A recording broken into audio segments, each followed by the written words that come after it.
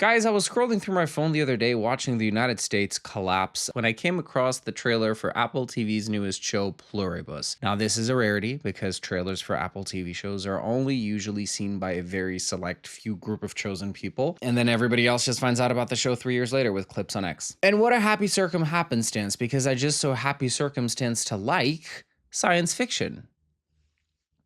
That made so much sense in my head. In a world overtaken by a mysterious wave of forced happiness, Carol Sturka, the only person immune, must uncover what's really going on and save humanity from its own bliss. That's enough to spike curiosity. What do you mean forced happiness? And why is that a bad thing? And who the hell is Carol? The blurb gives you just enough without revealing anything about the story, while also summarizing everything pretty well. Carol is our hero. Happiness is our enemy, saving humanity is our mission. And I like that these all sound very normal and plausible and not at all batshit crazy. I love this story. And once I knew the creator was Vince Gilliagn, I strapped in. I knew this was going to be a masterpiece. Vince Gilliagn, of course, also known for creating Breaking Bad, arguably one of the best series of all time, beginning to end for many people. And even if you disagree with such a hyperbolic statement, the quality of the series is never up for debate. And after 4 episodes, reviews are in, and I can confirm the rumors are true. Vince Gilliagn has another masterpiece in his hands. Now, I may appear very calm on the outside, but on the inside, I am queening really fucking hard. The setup of the story genuinely tickles my core in a healing way. And that's what we're here to talk about. Something very reasonable. This very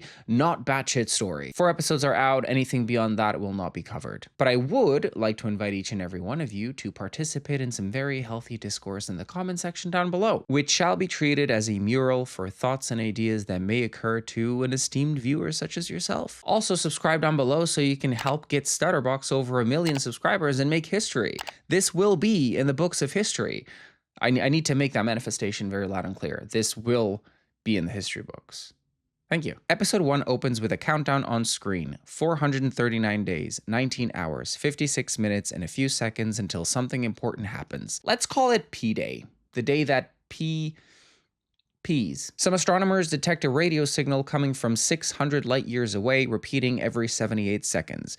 Eventually, they're able to decode the signal into 4 different frequencies that spell out an RNA code. RNA, for those not in the know, is ribonucleic acid, not to be confused by DNA. It's a molecule essential for most biological functions. And before anyone screams at me in the comment section down below, I am neither a biologist nor a psychic, so I'm not giving you exhaustive information about RNA. I'm not a scientist. What can I say? I'm just a pretty face. Nevertheless, altogether one word, RNA doth tell the body, make this with what you have. This will be important, so put a pin on it. We jump a year into the future, and teams of scientists are synthesizing the RNA in labs and animal testing it. What makes this humble little show such a treasure is the attention to detail. For example, we get a brief look at this whiteboard with a lot of science-y things on it. Scientists watching this video, make your voices heard. Doth this maketh sense? We're then introduced to our main character, the hero with the mission, Carol Sturka, an established author in the speculative historical romance literature genre.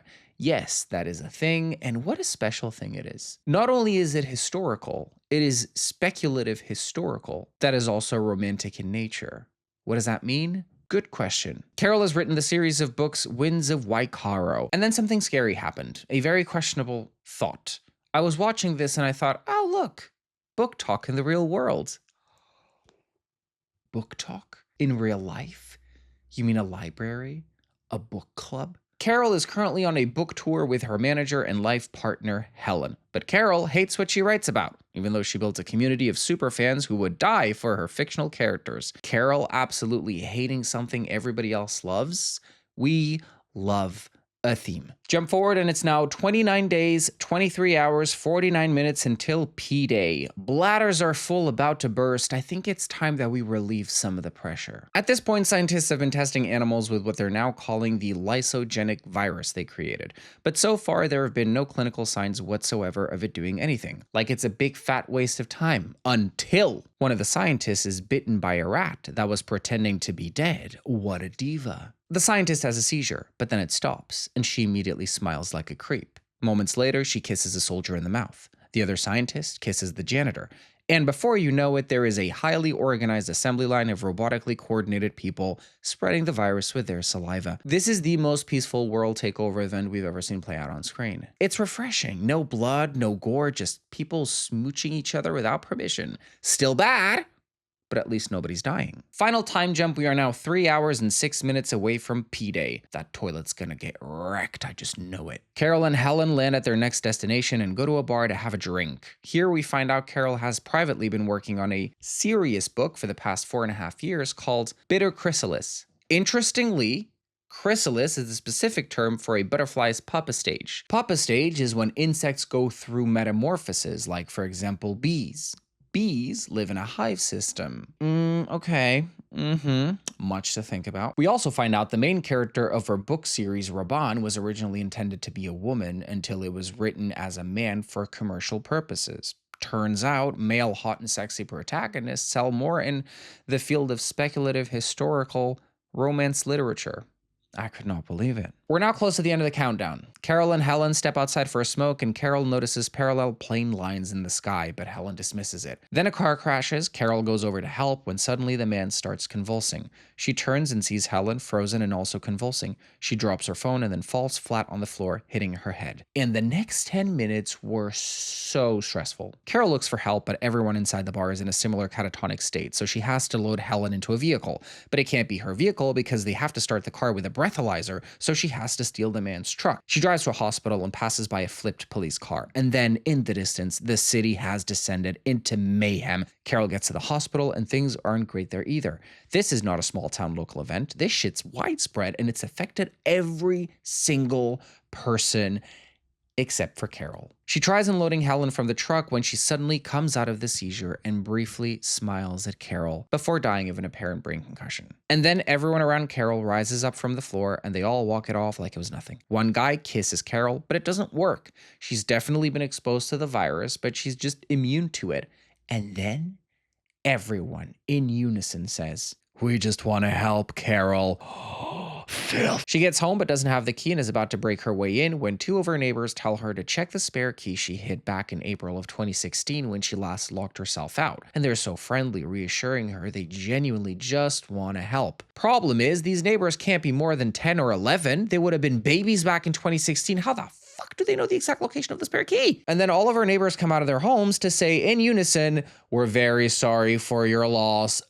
She locks herself inside the house and all her neighbors leave. She then turns the TV on and finds a White House broadcast with a message directed at her. Now you're probably wondering, what the hell is going on? Why would the White House want to send a message to this random woman? How do they even have time to set this whole thing up? So she calls a number and gets all of the answers she needs. This is not an alien invasion. The signal was transmitting an RNA sequence. When it enters the human body, it's not altering the human genome. It's simply activating or waking up something that was already there. Maybe it was pre-programmed in our genome to always have this ability to connect like a hive, and we simply had never activated the element in our bodies. It's a psychic glue that binds everyone's minds into a collective hive system mind. Essentially, every person is every person. But then if everybody's everybody, no one is someone. The man Carol's talking to is simply a vessel, but the person talking back is literally all of humanity at once. This is very important and dear to me because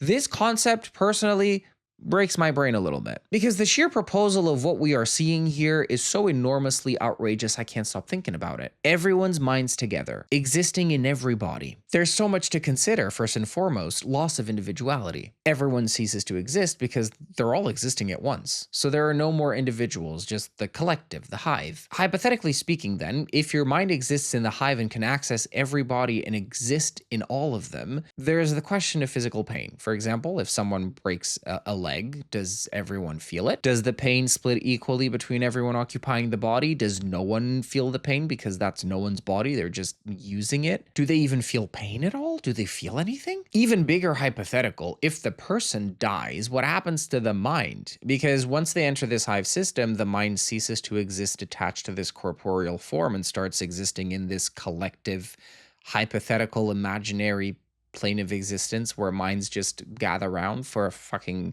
drink. All of this to say everyone is now simultaneously a mass murderer, a chef, a figure skater, an Olympic swimmer, an asshole. It's wild. The Hive then tells Carol her life is her own and she is perfectly safe. However, they also tell her they'll be working tirelessly to figure out what makes her different so they can fix her and she can join them.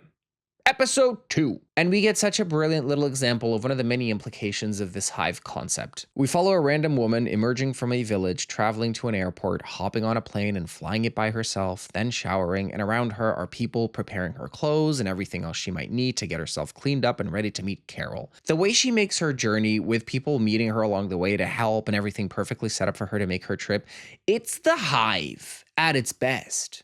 It's like everyone is doing this, right? Everyone is inside of her, so everyone knows what she's doing and everyone can help. Everyone can communicate telepathically, so she already knows what the journey will look like before she even gets there, and people ahead of time can set up everything so she can just get there and keep going on with The woman's name is Zosha, and she was chosen because she looks exactly like the female version of Raban, which you'll remember was a piece of information only Carol and Helen knew. Well, to answer the question of what happens to a mind when the body dies. Turns out before passing on, Helen did in fact successfully join the hive mind. So that last smile that she gave Carol, well, that was literally everyone. Yeah, even you and me, I guess. She joined just in time for her mind to be uploaded to the hive system. So even with her body gone, all of her memories, all of her thoughts, everything that was up there is with the hive. They have access to everything. That's crazy. That's a violation, because now everyone has access to all of her deepest, darkest secrets, desires, memories, everything, and she's not even here to defend herself. Ugh. When asked if she wants to know how much Helen loved her, Carol lashes out and calls them a goddamn bunch of grave-robbing psychopaths, which causes Zosha to have a seizure. Carol drives to town looking for help, only to realize they're all having a seizure. They eventually wake up and explain that they are affected by her emotions. Negative emotions, directed at them especially, are tough to take. Guys, they're snowflakes. They are snowflakes. You could literally bully the entire human race to death. Because when they go into these seizures, people die. If you're piloting a plane and you go into a seizure, you crash and then everybody else inside dies too. Or if you're driving a car or a bus, or if you're, I don't know, skydiving and then you can't open the parachute and you just fall flat on the floor.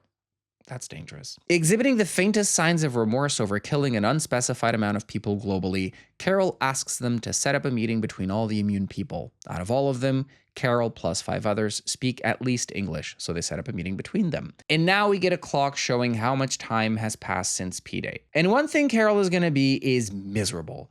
A massive aircraft completely empty besides the pilots, and she sits at the very back in the worst possible seat. Girl, live a little. I bet they let you smoke inside the plane if you asked nicely. One of the immune people is certainly living a little when he shows up in the Air Force One, because why the fuck not? Left alone with the others, Carol tries rallying the troops to fight back against this hostile takeover, except she's the only one that's unhappy. Everyone seems genuinely satisfied with her current arrangements, even if when you really think about it, it's weird that your son would now also be a skilled gynecologist, like Carol points out. But she's not having it because Carol caused her grandfather to die when she screamed at Zosha. And I understand why Carol is the only one upset. She is the only one who was left completely alone after the only loved one that she had in her life literally died during the takeover. If she hadn't lost Helen, could they have hypothetically made it work? Maybe, if Helen could have acted like Helen and not like ChatGPT walking around in someone's body. They later have a meal and find out that the hive mind does not kill. They will keep providing them with the freshest of produce available near them, but once that's over, they won't kill anyone or anything on purpose. Their preference is to be vegetarian. Carol thinks they're hypocrites because a lot of people died during P-Day. And she's right. In fact, a total of 886,477,591 people passed. And this is because while they were spreading the virus very slowly at first to avoid casualties, they were eventually found out by the military, so they had to accelerate the process. And in the process, a lot of people died. A lot of people died. But I'm still stuck on the they're unable to kill part. Because at first that sounds brilliant, right? No more violence, hell yeah. But then you really start thinking about it. For the whole world to turn 100% vegetarian overnight is a problem because there's a lot of people to feed. But if you're not able to kill anything on purpose, then you're not able to use any pesticides or herbicides or any form of pest control in any of the crops anymore. And crops are the only thing that you can grow and consume because you don't kill anything else. So my understanding is that logically speaking, the evolution of this hive mind would be population reduction until it becomes sustainable to feed the world population within these peaceful bounds that they've established. Interestingly, no one actually mentions any of this. This is just me thinking out loud. Carol's had it and calls them all traitors before walking off angrily, but then collapses. All these girls in leopard print coats run over in their heels to check on her, and Carol, of course, miserable cow she is, screams at them. This causes another worldwide seizure that kills 11 million people. Carol might just be the most prolific mass murderer in human history, and she did all of it with one scream. What have you done today? All the guests leave angry except for the guy who came in Air Force One. He stays and ends up schooling Carol on having some humanity and learning people's names. And by the end, she does stop Zosha from going with him, as if she's ever so slowly growing affectionate of her, even if she is everyone that exists. Episode 3. Episode 3 starts with a flashback of Carol and Helen staying in a hotel made of ice. Now, what would possess someone to do this? I don't know. Rich people do weird shit. But it's interesting how they both react to seeing the Aurora Borealis. Helen with wonder, Carol with cynicism. God, Carol's just an asshole. Back in present time, Carol asks to call the 13th immune person, a man they became aware of a day or so after P-Day. A man in Paraguay who also hasn't communicated much with the Hive. And after several call attempts, he finally picks up to tell Carol off. So Carol, petulant child she is, demands to call him again just so she can curse him back. And I think it's given us one of the funniest moments in recent TV history. Chinga tu madre, cabrón! I haven't been able to stop thinking about how she says cabrón. Cabrón! It's so intentional yet so wrong, I am obsessed. She then becomes infuriated when the Hive prepares her foods based off of memories they access of Helen, so she calls the Hive and tells them to never think of Helen again, never access a memory again, leave everything you got from her the fuck alone. Then she bins perfectly good food and goes shopping, except the supermarket's empty. It's another one of those fun ramifications of the Hive mind effect that stores are no longer needed. Everybody's in everybody's business. So if you need something, you know where to find it. This is like communism at its best. It's so communism, you don't even need communities because the communities are all up here. They're all in an imaginary plane of existence. You can't separate them. You can't individualize the communities because it's so good. Oh my God. Well, Carol just wants the store back. So moments later, an organized crew of civilians fully replenishes the store for Carol to shop through for free, might I add. And you can understand how irate that made Carol, not having to pay for nothing. Then that night, the lights go off in the entire town before coming back up for Carol. This is the Hive saving resources when they're not needed. Since all overnight services have been closed off, there's no need to waste energy. I once again ask you to imagine how angry you think that made Carol. So angry, she sarcastically says hand grenade when asked if there's anything that will cheer her up. And the look on her face when she got exactly what she asked for. Priceless. But she invites Zosha in for a drink, hoping for a nice conversation, until the Hive starts reciting fact after fact about vodka in an attempt to keep the conversation flowing. It's literally like talking to ChatGPT. Carol presses once more on the issue of not wanting to join the Hive should they ever find a way, and Zosha tells her it's like saving someone from drowning. You would jump into action straight away, you wouldn't wait for them to ask for help. Despite being so nice and peaceful, they do have a biological imperative. To join, to spread the glue. Carol argues that what they're feeling isn't real, it's like experiencing the world through a postcard, and then loses it when Zosha mentions a hotel made of ice, effectively accessing the memories of Helen once again. It really is like talking to ChatGPT. It sees an opening to create an artificial moment of connection with a human, and it takes it. Pew. Yep, Carol's only company in the entire world is a walking, talking ChatGPT. Well, Carol decides to play with a grenade, thinking it must be a fake, but it's not. It goes off, as they do when you pull the pin, and Zosha does save Carol from harm, but ends up hurt instead. She's then taken to the hospital, and Carol speaks to someone else about the grenade, and realizes the Hive can't deny her requests. Whatever she wants, she can get, even if it's an atom bomb. Guys, the Hive has no survival instincts. They will literally give this woman a nuclear weapon if it'll shut her up. Episode 4 opens with the immune man from Paraguay called Manosos. He lives in a storage facility office of sorts and refuses help from the Hive. and he seems to be listening to different radio transmissions in search of something. And since he refuses help from the hive, he resorts to ransacking lockers looking for food, going as far as eating canned dog food, when there's a whole world of people out there begging to serve you. And that's when he receives the calls from Carol from the plane from episode 3. And after she hangs up, he writes down Carol Sturka, which means, is Carol Turkish? Chinga tu madre, cabron! Does he think she's Turkish because of the way she said cabron? Cabron!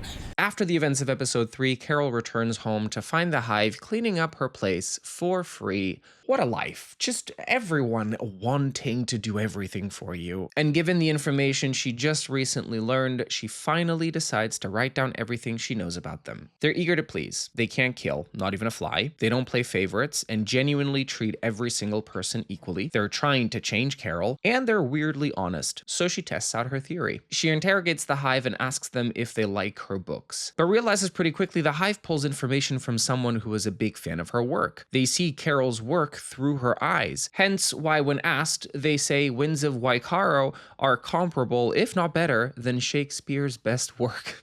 Okay. So she specifically asks if Helen liked her books, and when pressed for the truth, the hive responds she liked them for what they were, harmless books that paid the bills and gave them a comfortable, happy life together, which Carol already knew. So she presses the hive further and asks what Helen thought of her passion project, Bitter Chrysalis. Helen thought it was fine. Fine as in good, or fine as in meh? Yeah, meh.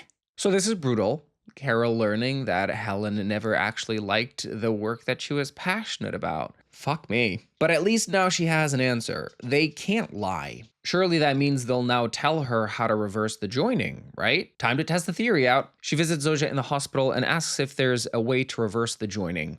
The answer is, we want so much to please you, Carol, but we can't answer questions like this. Which in and of itself is an answer. So she requests unadulterated heroin she can inject herself with. And back home, she sets up a camera to record herself on heroin. She has a mini mental breakdown, questions how happy the hive truly is, and then complains about how fuckable Zosha is. Bingo. If there's ever something she would never admit unless completely inebriated and unable to contain the truth, it'd be this. She wants to bang Zosha.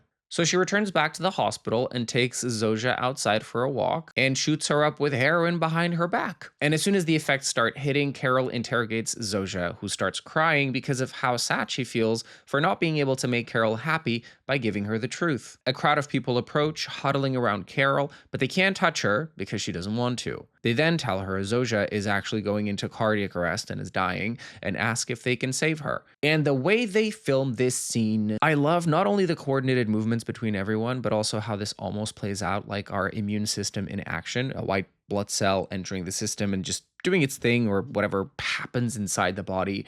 And then the episode ends. And that's the end of episode 4. Pluribus continues next week, but guys, this hive has no survival instincts. They don't kill, they don't fight back, they do everything you ask them to do, and they can't lie. And if you berate them, they have seizures and millions of them die at a time. Much to consider, much to think about, but I want to know what you think. I want to know your theories and your expectations and what you think about it. And I want you to leave it all down below in that beautiful little mural that we've created. And we're going to go down the line and we're going to have some very healthy discourse, because it's a lovely space. My theory is that this signal may just be some form of manifestation of the universe, some form of cosmic balance that keeps populations from destroying themselves. Because if we think about it, this hive mind, like I said, is logically going to drive population numbers down. Even crazier if we consider that because the hive mind can survive in just one person's mind, all they need is one lineage, one continuous lineage of human beings on Earth for the hive mind to survive. So like literally a pluribus unum from many, one, right? Like, is the natural ending of this virus to just culminate with one individual who eventually dies and takes the hive mind with them? Or I don't know. There's so many theories. Yeah. Let me know down below what you think, because this is crazy. There's 5 episodes left, and I will be doing a post-season mortem analysis. So stick around for that. And that's it for today, guys. Thank you so much for tuning in. If you like this video, make sure to leave it a like down below and subscribe to my channel so you don't miss part 2 of this video or of the other series that we are covering. Currently, all's fair and it welcome to dairy. Whew, say that 3 times fast. And until next time, stay safe, stay sane, stay stupid, stay stuttering. Bye, guys.